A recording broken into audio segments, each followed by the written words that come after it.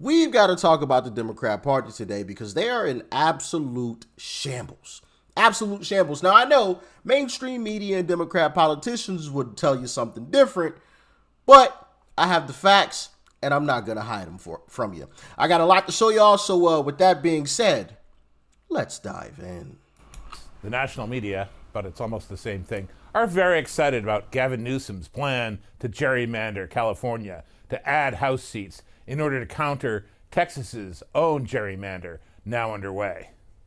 Problem is, this gerrymander was really only going to help Gavin Newsom. The entire fight is only going to help Gavin Newsom. It's not really going to help California. It's certainly not going to help Democrats nationally. The party faces a real problem, as the New York Times reports today. Between 2020 and 2024, election day to election day, Democrats lost roughly 2 million registered voters. Republicans picked up about 2.4 million registered voters. That's purely in the 30 states where people register by party. It's probably worse once you count the rest of the country. Democrats are losing voters. They can't make up for that by playing games, by shuffling here, adding here, redrawing districts to manage their diminishing resources. They've got to get people back. They're losing Latinos. They're losing young voters. They're losing across the board. It went from only Trump winning on a fluke, in a sense, in 2016 to Trump winning commandingly in 2024. And it's only going to get worse from here on out unless Democrats actually change course. But the party's base, the elite donors, they don't want to hear it. They want to believe that, Republicans are just playing tricks and we can play tricks to win back. Not so. Fact of the matter is, California is already pretty gerrymandered. In 2024, Republicans won 40% of the House vote there, yet only won about 9 House seats. That's about 17%. That's actually about what will happen in Texas under its new gerrymander. In other words, it's just catching up with California. Newsom is planning to override the state's constitution, hopefully get away with it, with the complicity of the Democrats in the legislature, in order to add perhaps 5 seats, to gerrymander the state to the roof. It's insane.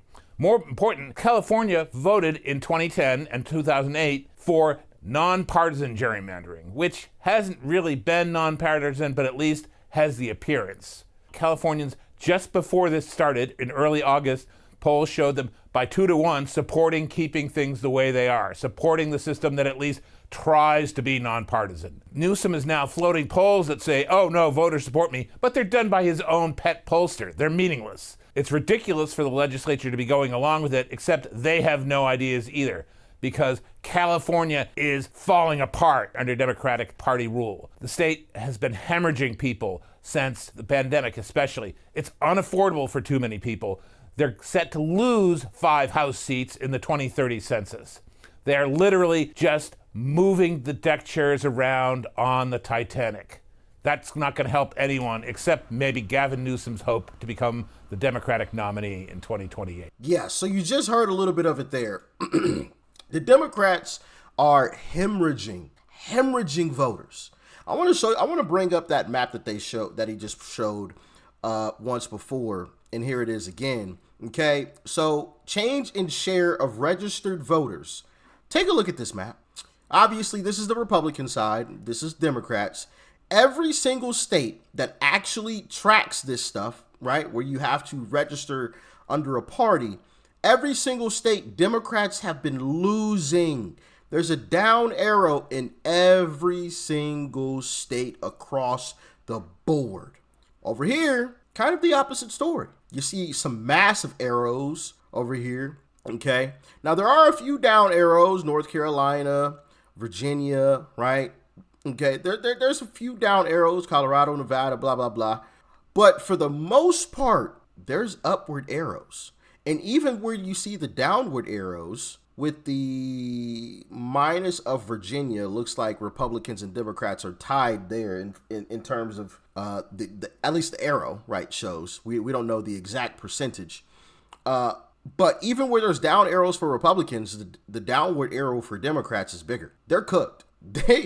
That party is absolutely cooked because, as he mentioned, not only are they hemorrhaging registered voters, but their so-called next party leader isn't in the greatest position either, okay? He may not even get to gerrymander his state the way that he wants to, let alone become the party leader. So that's not it, though. It gets even worse. I'm going to run through 4 stories that are in the news today that I think are really bad for Democrats. I'm not here to dump on the Democrats, but there's no one in the Democratic Party dealing I'll do it for you.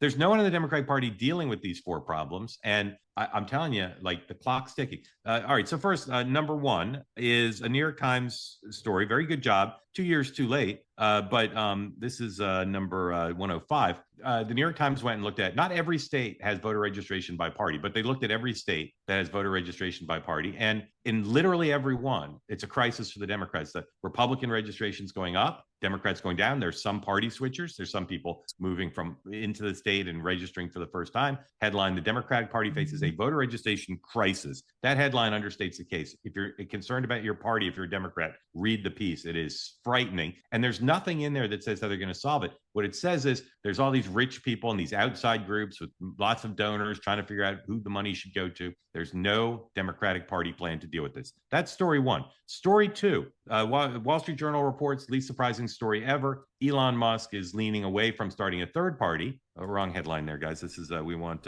where's this? Number 106. Just 106, wait, please. that's the next bad news. Yeah, 106.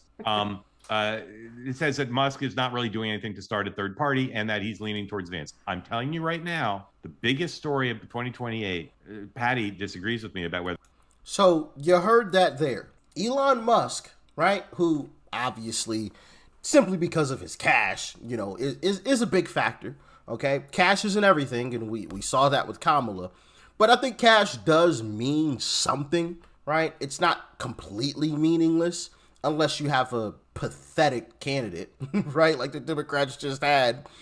But Elon Musk is backing off of his creating a new party, and honestly looking very closely and probably leaning towards J.D. Vance. And we'll do a part 2 on this because I have a lot more to say about that. So make sure you guys tune into video number 2 today because you're not going to want to miss it. There's a lot more to discuss with that. But not only that, guys, it doesn't end there. It does not end there. There is something else that we have to talk about with the Democrat Party, and that is they are hemorrhaging men. About COVID, but there are 2 factors in this analysis. What they showed was happening here. Let me do the first one, right?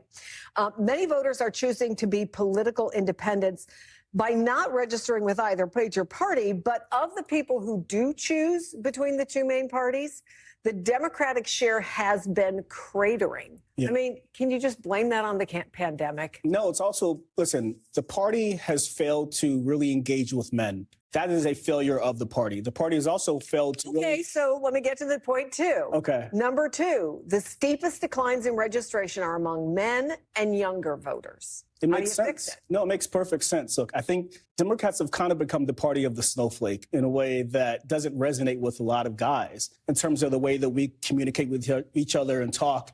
And so Republicans have seized that, but they're frauds. Republicans have done everything that sort of opposes the working class in America. Democrats just have to talk about these things differently and engage and not take men for granted, which to some capacity has happened. How long have you been coming on this show? Forever. Yeah. And have you been saying that forever? I know. Listen, we're turning a tanker. It takes a little bit of time, but it's coming. Okay. I think the party gets it.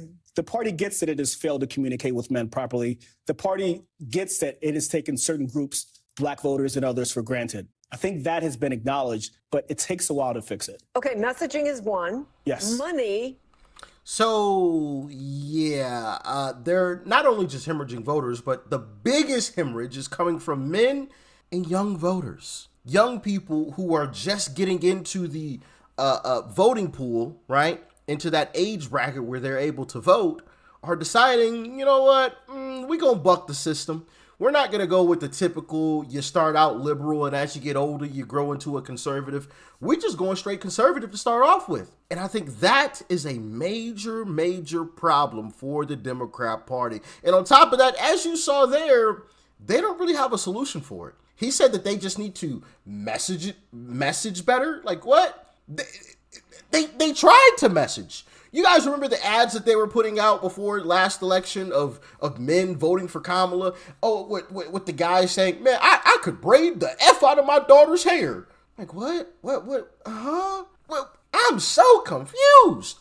I'm so confused. Y'all remember when they sent Barack Obama out to come and scold us black men because we weren't supporting Kamala Harris? What? And he says the party gets it. Boy, oh boy, is the Democrat Party in for some trouble. But not only that, it gets even worse. Missouri, baby. Shout out to everybody in Missouri. Missouri's about to redistrict. Yep. We're about to pick up another 2 seats on top of what we're doing in Texas. Okay. And then we'll have some more seats from Florida. About 5 more, I think, is projected. It could be a little more. I think there's 2 different maps. There's one that projects us for 5, and then there's one that's like 8, maybe even 10. I don't remember. But I believe there's one map that projects for even more seats than that. I believe Indiana is doing the same thing, redistricting. So yeah, Democrats are absolutely cooked. Absolutely cooked. And not only that, guys, y'all got to see this, bro. I'm just going to throw it up on the screen.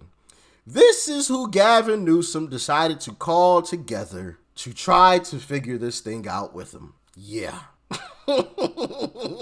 This is his battle squad.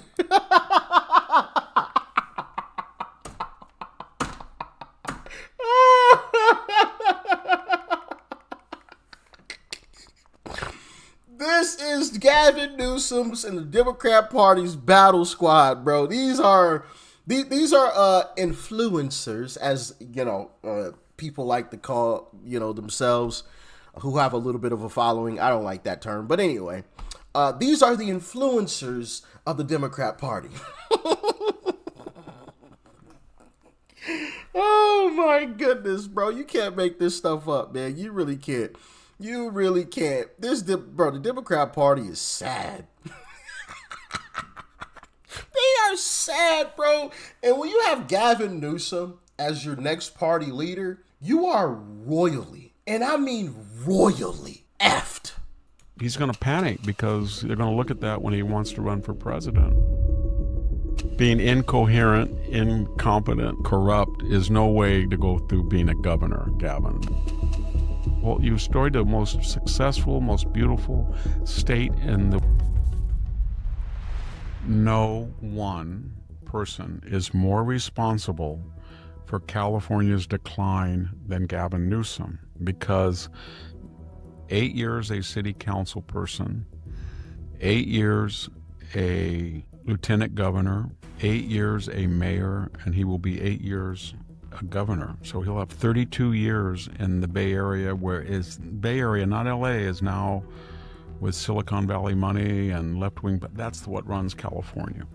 So he's more responsible, and he has been overseeing all the regulations that we're going to get rid of refineries, and he bullied them and bullied them and bullied them. You got to have the California Air Resources Board does this, and you have to have this blend, and you have to do that. And finally they said, you know what? We're going to go somewhere else. You keep importing oil from the Saudis, and you're going to have to, import gas from Nevada or, I don't know, Arizona. Go ahead, and Texas, I don't know. But we're not going to do it anymore. Think about it. For over 3 decades, one man has had his hands on the wheel of California's political machine. 32 years. That's longer than some of you have been alive. And during that time, he's climbed every rung of the political ladder, from the city of San Francisco to the State House, all the way to the governor's mansion. But here's the twist. While his career was skyrocketing, the state, well, let's just say the numbers started going the other way. Businesses leaving in droves, taxes creeping higher, housing costs exploding. And every time a company said, "We're done here," it wasn't just a boardroom decision. It was a family packing up their lives and heading for the door. And that whole Richmond corridor for Northern California, they're going to leave. and gas will go up to about $8 a gallon, and all the left-wing millionaires along the coastal corridor will be happy. But he's going to panic because they're going to look at that when he wants to run for president, and his Democratic primary rivals will bring it up. What's the price of cal? That's what Ron DeSantis did when he beat him in that debate. What's the price of gas? How many people have left California versus Florida? What's your tax rate versus ours? Here's how many people you have, and here's your budget, and here's how many people we have in our budget. And he's done all of that. Some leaders inspire hope, others drain it. In California, promises of a brighter future have been traded for excuses. And the weight of those choices is everywhere you look. This isn't just bad policy. It's a slow unraveling of a place millions once believed in. Being incoherent, incompetent, corrupt is no way to go through being a governor, Gavin. There's everything you've done, from high-speed rail to the tax rate at 13.3 to gasoline tax that you're now increasing. It's going to be it is the highest in the nation, to 40 cents a kilowatt, to Stonehenge high-speed rail, to we drove home today from Menlo Park on the 152 from Gilroy to Casa de Fruta. Hasn't changed in 60 years, 70 years. I remember going 3 or 4 years old, and that's your legacy. And so shout out to Victor Davis Hansen on that clip there. If you want to check it out, you can definitely go and check it out on his channel. You can see it right there. Bam, because he really goes in on Gavin Newsom. And, on top of all of that, he's absolutely thrown California into a deficit. And I asked Grok on, about this deficit, because if I remembered correctly, I was like, wasn't California in a budget surplus before Gavin Newsom took over? And so I asked Grok, which is the AI on X, right? And Grok said yes. California was in a budget surplus before Gavin Newsom took over, and now they're in a budget deficit. And I'm waiting for Grok to, so sign blah, blah, blah. Let's see, what kind of deficit are they in currently? Some sources like January claim had $20 billion deficit when they had a $30 billion surplus before Gavin Newsom took over. Yeah, that is a $50 billion swing. $30 billion in surplus before he took over, and now they're in a $20 billion hole. Amazing, in the words of Jesse Lee Peterson.